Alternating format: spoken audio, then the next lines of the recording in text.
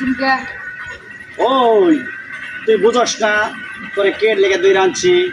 হ্যাঁ, আমার টাকার ব্যাগ তুই এই যে দেখছস নির্জুম পাহাড়, চারিপাশে গাছগাছালি, কোনো মানুষের বংশ নাই এখানে, শুধু আছে শিয়াল, বাঘ, সিংহ।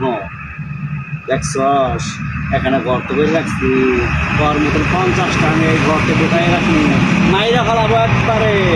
আমার টাকা 5 লাখ ওখানে, আমার টাকা কো? হ্যাঁ, আমি টাকা দাম দেন না।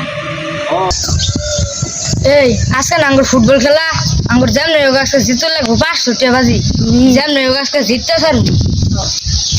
এই একটা ব্যাগ পাইছি